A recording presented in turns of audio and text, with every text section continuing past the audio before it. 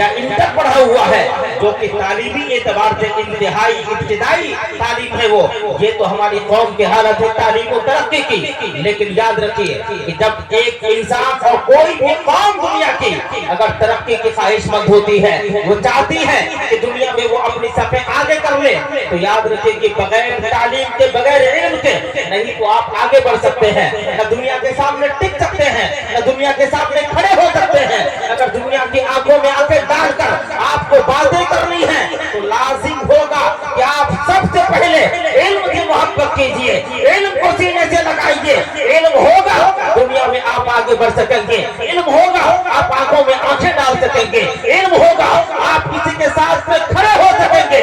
علم نہیں ہوگا تو پوزیشن یہی ہوگی کہ آپ ہنگامہ کریں گے، آپ ہلے کریں گے.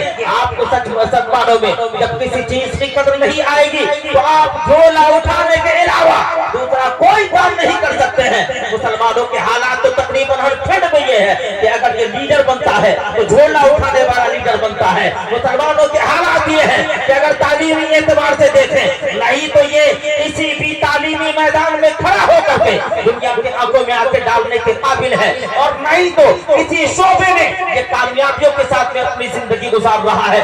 یہی وہ علاقہ ہے چند دنوں پہلے ایک عالم صاحب کے ساتھ میں کسی نے بدتمیزیاں کی. کون تھا ایسا رسوخ تھا، کون تھا ایسا آپ کا آدمی تھا جو آپ کی وکالت کرتا؟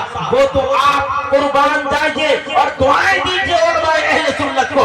یہ بربق کھڑے ہوئے مورچہ سنبھالا اور ایسے باطل کے سامنے کھڑے ہو کر کے آنکھوں میں آنکھیں ڈال کر کے انہوں نے دنیا کے سامنے اس کو نہ صرف یہ کہ اس کو ایکسپوز کرنے کا کام کیا، اس کو دنیا کے سامنے اس کا مکروہ چہرہ لانے کے کام کیا. بلکہ سچ بات تو یہ ہے کہ آپ تو ڈر سے بول بھی نہیں رہے تھے، آپ تو لکھ بھی نہیں رہے تھے. کیوں؟ وجہ یہ تھی کہ نہ تو سسٹم میں ہمارا حصہ ہے، نہ سسٹم کے ہم حصہ ہے، نہ سسٹم میں ہمارا کوئی بھی پرسنٹ ایسا ہے کہ ہمارا آدمی کھڑا ہو کر کے ہماری وکالت کرتا. آخر وہ دن کون کیوں دیکھنا پڑا؟ صرف اس وجہ سے کہ ہم نے تعلیم سے منہ موڑا ہے. نہ ہمارا آدمی دینی میدان میں آگے نکل رہا ہے، نہیں تو دنیاوی میدان میں کامیاب ہو رہا ہے. اب دیکھتے یہ ہے کہ تعلیمی میدان میں چاہے وہ دین کا لائن ہو یا دنیا کا لائن ہو، لوگ آج یہ کہتے ہیں نا کہ تم دین پڑھا کر کے کیا کرو گے، مدرسے میں پڑھا کے کیا کرو گے؟ ہاں وہی 8,000 کی تنخواہ ملے گی، وہی 5,000 کی تنخواہ ملے گی. ارے صاحب اگر آپ نے دنیا ہی پڑھانے بٹھانی ہے تو دیکھتا تو ہوں کہ آپ کا بچہ زیادہ سے زیادہ 8 کلاس پڑھتے پڑھتے یا تو وہ جواری ہو جاتا ہے، یا نشے کا عادی ہو جاتا ہے، یا معاشرے پر بدنما داغ بن جاتا ہے. سچ معنوں میں اگر آپ نے دنیاوی اعتبار سے بھی بچوں کو پڑھایا ہوتا تو آج ہم سسٹم کے حصہ ہوتے، ہمارا بچہ دنیا کے ہر میدان میں آگے ہوتا. لیکن کوئی بھی لائن ایسا نہیں، کوئی بھی شعبہ ایسا نہیں جہاں ہمارے لوگ آگے ہو. اور آفس مسلمانوں سے خالی ہے، ہر وہ شعبہ مسلمانوں سے خالی ہے جہاں بمشکل تمام 100 میں سے تلاشیں گے کہیں ایک مل جائے گا. سینہ تو کشادہ ہوا ہے مسلمانوں کا.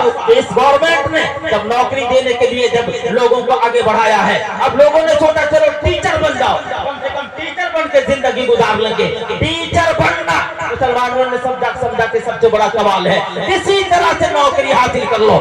یہ مسلمان جو کہ ہندوستان کا باعزت شہری ہے، کیا تمہارا یہ کام نہیں تھا کہ اپنے بچوں کو اونچی تعلیم دلاتا، اپنے بچے کو اعلیٰ تعلیم دلاتا، اپنے بچوں کو اونچے منصب پہ پہنچاتا؟ تمہارا بچہ اگر دین پڑھ کے، اگر کوئی دین و سنیت کو سیکھ کر کے اگر IPS بنا ہوتا، IAS بنا ہوتا، سسٹم کا حصہ ہوتا، اگر تمہارا بچہ سسٹم کا حصہ بن کے اگر تم کو اگر دنیا میں اگر تمہارے لیے کھڑا ہوتا تو یقین ڈالو کہ سسٹم پہ تمہارا قبضہ بھی ہوتا، تمہاری باتیں بھی کی جاتی، تمہاری وکالتیں بھی کی جاتی. سچ بات تو یہ ہے کہ یہ مسلمان بس اسٹیج پر اپنا کیس ہارنے والی قوم ہے. یہ کوئی بھی بات ہوتی ہے آپ لوکل تھانے میں چلے جائیں، لوکل علاقے میں چلے جائیں، آپ کا کیس لڑے گا کون؟ جو بیٹھا ہوا آدمی ہے. جب آپ کے لیے جب FIR کی کاپی لکھی جاتی ہے، آپ کو سارے سسٹم کے اعتبار سے آپ کی کاپی کو کمزور کیا جاتا ہے. کیوں؟ اس لیے کہ فرسٹ اسٹیج پر آپ کا آدمی موجود نہیں ہے، آپ کے بچے موجود نہیں ہے،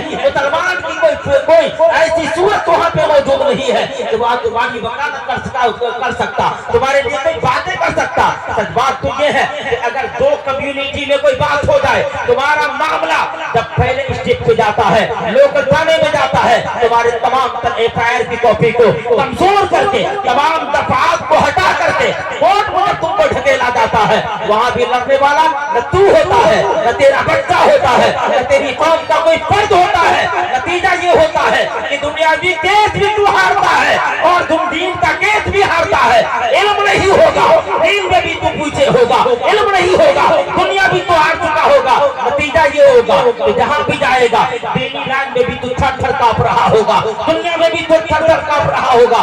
اور نتیجہ یہ نکلے گا آخر پوزیشن تمہاری یہ ہوگی کہ دینی معاملات میں بھی جھولا اٹھانے کا ہی کام کرو گے, دنیاوی معاملات میں بھی جھولا اٹھانے کا ہی کام کرو گے. اے کاش کہ اگر ہم نے سچ معنوں میں اپنے بچوں کو صحیح معنوں میں اگر دینی تعلیم دے کر کے بھی اس کو اگر ایکسپرٹ بنایا ہوتا, سچا عالم دین بنایا ہوتا, سچا محدث و مفسر بنایا ہوتا, ہمارا بچہ دینی اعتبار سے بھی مضبوط ہوتا, وہ دنیا میں بھی سرخرو ہوتا اور کل قیامت کے دن بھی ہمارے لیے سرخروی کا باعث بن جاتا.